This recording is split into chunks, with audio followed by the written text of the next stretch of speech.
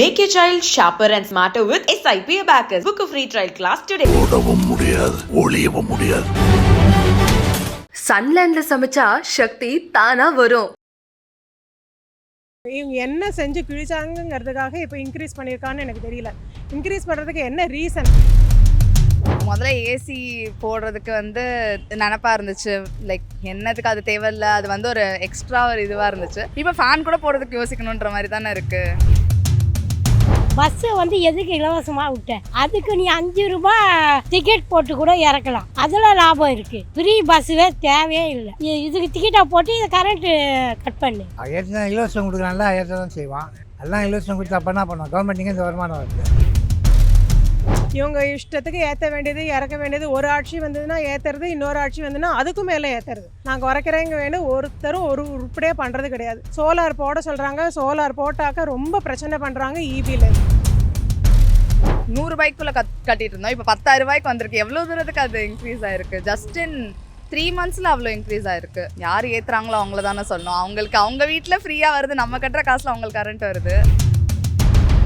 மொத்தத்தில் electrical department மித்த state மாதிரி இதையும் ப்ரைவேட்டைஸ் பண்ணினாங்கன்னா தான் ஒழுங்காக எலக்ட்ரிக்கல் டிபார்ட்மெண்ட் நடக்கும். இல்லைன்னா எங்கள் வீட்டுக்கு வரவங்க அந்த ஒவ்வொருத்தரையும் ஃபேஸ் எனக்கு ப்ராப்ளம் இருக்குது, லூப் அடிச்சிருக்காங்க, எடுத்து விடுங்கும் போது ஒவ்வொருத்தனுக்கும் நான் கிம்பளம் கையில் கொடுக்க வேண்டியிருக்கு. 100 ரூபா கொடுத்தா வேலை செய்வான், ஒரு லூப் எடுத்து விட்டு போகிறான். மேபி அவங்களுக்கு கரண்ட்டை ஒரு நாள் கட் பண்ணிவிட்டு நம்ம படுற அதே அவஸ்தை அவங்களும் பட வச்சா ஒன்று ஒன்றா ஏறிக்கிட்டே வருது, இதுவும் ஏறுதுன்னு எடுத்துக்கிட்டு போகணுமா?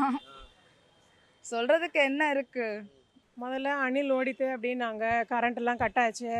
இப்போ கேட்டாக்க அப்பப்போ இஷ்டத்துக்கு கரண்ட் ஆஃப் பண்ணுறாங்க. கேட்டால் மெட்ரோ வேலை நடக்கிறதுனால அதனால நாங்கள் ஆஃப் பண்ணுறோன்னு சொல்கிறாங்க. நாங்கள் எங்கள் வீட்டில் சர்ஜரி பண்ணி ஒரு ஆளை கூட்டிகிட்டு வந்து வச்சுருக்கோம், வயசானவங்கள. திடீர்னு கரண்ட்டு போச்சு. சரின்னு அவன் லைன்மேனை கூப்பிட்டு கம்ப்ளைண்ட் பண்ணி வான்னு சொன்னாக்க அவன் வரமாட்டேங்கிறான். கேட்டால் எனக்கு 2 பேர் தான் இருக்காங்க, ஆஃபீஸில் அங்கே வேண்டியது. வீட்டில் சோலார் போட்டிருக்கோம். இந்த பிரச்சனைனால 1 வருஷம் முன்னாடி சோலார் போட்டாச்சு. சோலார் வேலை செய்யணுன்னா 3 ஃபேஸும் ஒன்று போல் வரணும். 3 ஃபேஸும் வரமாட்டேங்கிறது. கேட்டால் நடுவில் லூப் அடிச்சிருக்கான், அந்த பில்லரில் லூப் அடிச்சிருக்கான், இந்த பில்லரில் லூப் அடிச்சிருக்கான், உடனே சோலார் ஜென்ரேட் ஆகாது அப்படிங்கிறாங்க. கிட்டத்தட்ட நான் அந்த 1 வருஷம் ஃபுல்லாக அத்தனை இபி ஆஃபீஸ்லையும் ஏறி இறங்கியிருக்கேன். நான் இந்த கொள்ளையில் இவங்க இப்போ இது வேறு இன்க்ரீஸ் வேறு பண்ணியிருக்காங்க. இவங்க என்ன செஞ்சு கிழிச்சாங்கிறதுக்காக இப்போ இன்க்ரீஸ் பண்ணியிருக்கான்னு எனக்கு தெரியல. இன்க்ரீஸ் பண்ணுறதுக்கு என்ன ரீசன்? ஏதாவது ஒரு ரீசன் இருக்கணும். ஒரு ரீசன் கூட இல்லை. இல்லாதக்கு இவங்க வாட்டுக்கு இஷ்டத்துக்கு ஏற்ற வேண்டியது இறக்க வேண்டியது.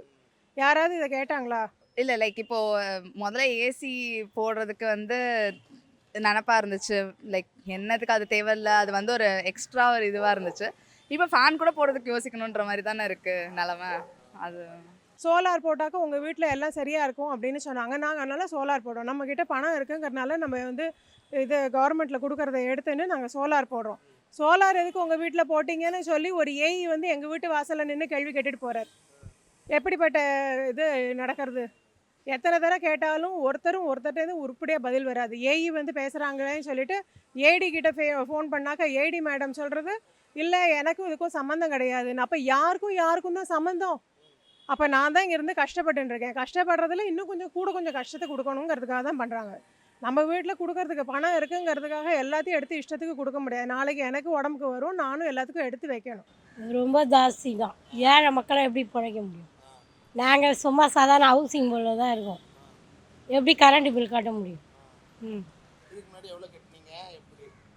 அதுக்கு முன்னாடினா ஒரு 700 800 அப்படி வரும் 2 மாதத்துக்கு. இப்போ கட்டினா தான் தெரியும் எவ்வளோ வருது. ஆமாம், 2000 கூட வரும். தந்தை பெரியார் அப்பயே சொன்னார், அண்ணா முதலமைச்சர் நாடே குட்டிச்சவர் ஆகிடும். அதே மாதிரி ஆகிப்போச்சு. நாடே குட்டிச்சவர் தான்.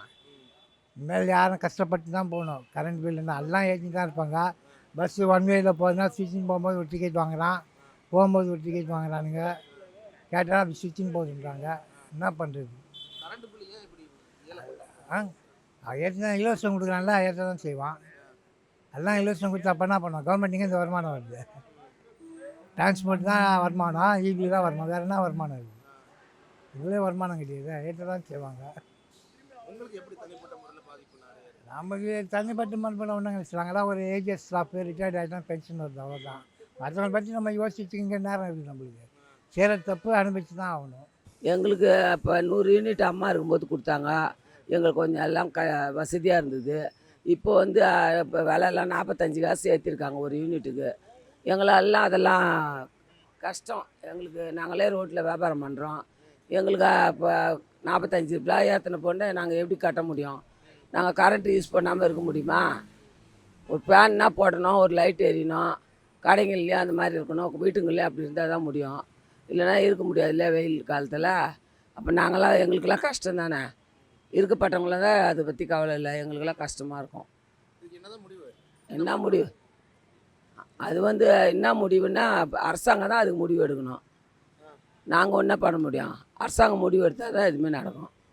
நாங்கள் மதுரையிலலாம் இது வந்து ஒரு 100 ரூபாய்க்குள்ளே கட்டிட்டு இருந்தோம். இப்போ 10,000 ரூபாய்க்கு வந்திருக்கு. எவ்வளோ தூரத்துக்கு அது இன்க்ரீஸ் ஆயிருக்கு? ஜஸ்ட் இன் 3 மந்த்ஸில் அவ்வளோ இன்க்ரீஸ் ஆயிருக்கு.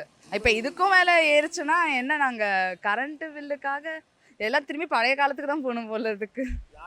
யார் ஏற்றுறாங்களோ அவங்கள தானே சொல்லணும். அவங்களுக்கு அவங்க வீட்டில் ஃப்ரீயாக வருது, நம்ம கட்டுற காசில் அவங்களுக்கு கரண்ட் வருது. எங்களுக்கு நிறைய பாதிப்பு. இப்போ எங்களை மாதிரி ஆளுங்கள்லாம் எல்லாமே தான் பாதிப்பாக இருக்குது. 1 கிலோ அரிசியே 100 ரூபாய் ஆகிப்போச்சு. அந்த அளவுக்கு சம்பளம் வருமானம்லாம் கிடையாது. அது ஆன்லைனு அது இதுன்ட்டு வண்டியில் எடுத்துன்னு சுற்றுறானுங்க. எங்களுக்கு ரோடுக்கு வந்து யாரும் வாங்குகிற பொருள்லாம் இல்லை இப்போது. அதனால் எங்களுக்கு நிறைய கஷ்டம். இப்போ இதுவரை 45 பைசா ஏற்றிட்டாங்கன்னா நாங்கள் இந்த யூனிட்டுக்கு 45ன்னா என்ன பண்ண முடியும்? எங்கள் அம்மா இருக்கும்போது ஃப்ரீயாக கொடுத்தாங்க 100 யூனிட்டு. இது இப்போ ஃப்ரீ கூட இல்லை போல் இருக்குது. ஃப்ரீயும் இல்லை, 45 காசு ஏற்றிருக்காங்க. குறைச்சாங்கன்னா எங்களுக்கெல்லாம் சந்தோஷமாக இருக்கும். இவங்க இஷ்டத்துக்கு ஏற்ற வேண்டியது இறக்க வேண்டியது. ஒரு ஆட்சி வந்ததுன்னா ஏற்றுறது, இன்னொரு ஆட்சி வந்ததுன்னா அதுக்கும் மேலே ஏற்றுறது.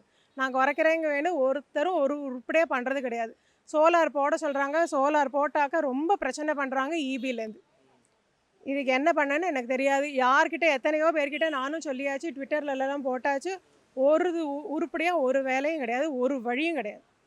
மொத்தத்தில் எலக்ட்ரிக்கல் டிபார்ட்மெண்ட் மித்த ஸ்டேட் மாதிரி இதையும் ப்ரைவேட்டைஸ் பண்ணினாங்கன்னா தான் ஒழுங்காக எலக்ட்ரிக்கல் டிபார்ட்மெண்ட் நடக்கும். இல்லைன்னா எங்கள் வீட்டுக்கு வரவங்க அந்த ஒவ்வொருத்தரையும் ஃபேஸ் வந்து எனக்கு ப்ராப்ளம் இருக்குது, லூப் அடிச்சிருக்காங்க, எடுத்து விடுங்கும் போது ஒவ்வொருத்தனுக்கும் நான் கிம்பளம் கையில் கொடுக்க வேண்டியிருக்கும். 100 ரூபா கொடுத்தா வேலை செய்வான், ஒரு லூப் எடுத்து விட்டு போகிறான். இப்படி தான் பண்ணிகிட்ருக்காங்க. இதோட நான் சோலார் போட்டதோடு இவங்களுக்கு கொடுத்த பணமே எனக்கு ஜாஸ்தியாக இருக்குது. நானே சும்மா ரோடில் தான் வியாபாரம் பண்ணுறேன், என்ன பண்ண முடியும்? கஷ்டம்தான். இதை பார்த்து நீக்கினா பரவாயில்ல. தெரியலையே யாருக்காக ஏற்றுறாங்க என்னன்னே தெரியல.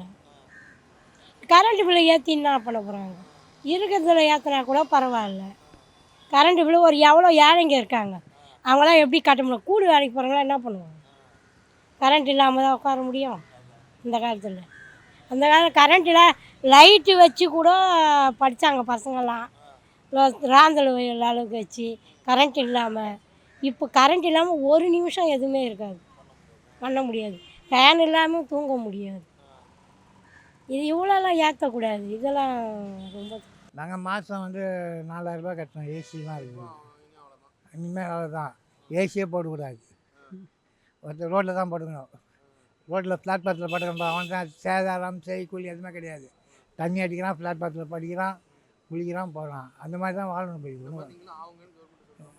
கவர்மெண்ட் அதான் சொல்கிறாண்ணா, நீங்கள் அப்படி இல்லை, நான் எப்படி போகிறேன், வேறு என்ன பண்ணுவான் கவர்மெண்ட்டு? மேபி அவங்களுக்கு கரண்ட்டை ஒரு நாள் கட் பண்ணிவிட்டு நம்ம படுற அதே அவஸ்தை அவங்களும் பட வச்சா. ஆமாம், நம்ம என்னென்னலாம் சாக்ரிஃபைஸ் பண்ணிக்கிறோம் கம்மியாக கரண்ட் வரணும், பில்லு வரணும்னு, அதே மாதிரி அவங்களும் மேபி எக்ஸ்பீரியன்ஸ் பண்ணால் அவங்களுக்கு மூவி ரேஞ்சுக்கு பண்ணா. ஆமாம், மொத்தத்தில் இந்த கரண்ட் பில் ஏற்றினது அத்தனை பேருக்கும் நஷ்டம். இந்த government is zero for all these things, handling these things. It is better to privatise things so that it is easy on everyone. It is easy on government as well. They can get a royalty from them, they can have a premium. They are not doing it, they are not thinking it straight, they are not thinking it for the public. இப்போ எங்ககிட்ட இருக்க கொடுக்குறோம், எல்லாதவங்க அங்கே எத்தனை பேர் கஷ்டப்படுறாங்க தெரியுமா? கண்ணால் நான் பார்க்குறேன். எங்கள் எத்தனையோ பேர் நாங்கள் அவங்கக்கிட்ட போய் நாங்கள் பேசுகிறோம். பஸ்ஸை வந்து எதுக்கு இலவசமாக விட்டேன்? தூங்குற பொம்பளெல்லாம் எழுந்து போகிறா, ஊர் சுற்றுற. அதுக்கு நீ 5 ரூபா டிக்கெட் போட்டு கூட இறக்கலாம், அதில் லாபம் இருக்குது. ஃப்ரீ பஸ்ஸுவே தேவையே இல்லை. எதுக்கு? ஆமாம், இதுக்கு டிக்கெட்டை போட்டு இதை கரண்ட்டு கட் பண்ணு, கரண்ட்டு காசை கட் பண்ணு, அவ்வளோதான். ஃப்ரீ பஸ்ஸு விடாத. எதுக்கு ஃப்ரீ பஸ் விட்டேன்? அது தேவையில்லாதது ஃப்ரீ பஸ். அரசாங்கம் தான் பார்த்து முடிவு எடுக்கணுங்க. ஏழைங்களை அவர் நினைக்கணும். நம்மளை மாதிரி ஏழைங்கன்னு அவருக்கு வசதி இருக்குது, அவர் பாட்டுன்னு இருக்கிறாரு. ஏழைங்களுக்கு இல்லை. நான் அன்னாடம் போயிட்டு வியாபாரம் பண்ணோம், அன்னாடம் காட்சிங்க எவ்வளோ பேர் இருக்கும். எங்களுக்கெல்லாம் கொஞ்சம் கஷ்டமாக தான் இருக்குது. அவங்க பார்த்து தான் அரசாங்கத்தில் தான் இதை கம்மி பண்ணணும்.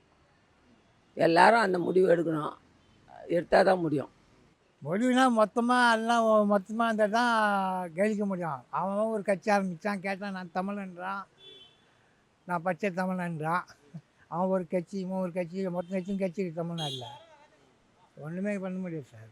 மக்கள் திருந்தணும். மக்கள் திருந்தானா ஏதோ ஒரு வழி பிறக்கும், இல்லைன்னா ஒன்றும் வேலைக்கு ஆகாது. ஏறும் ஏறும் சார், எல்லாம் ஏறிங்க தான் போவோம் பாருங்கள். நாடே குடிச்சாரு. அவன் மோடி வந்தால் உள்ள குடிச்சாரு நாட்டை. மங்கி பாத் அந்த பாத்துன்னு சொல்லி என்ன தான் பண்ணார் மோடி? ஒன்றுமே கிடையாது.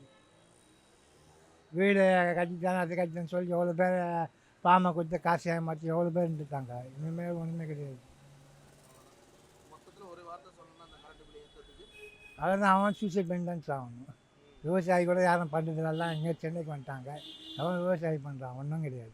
Make your child sharper and smarter with SIP Abacus. Book a free trial class today. ஓடவும் முடியாது, ஒளியவும் முடியாது. சன்லேண்ட்ல சமைச்சா சக்தி தானா வரும்.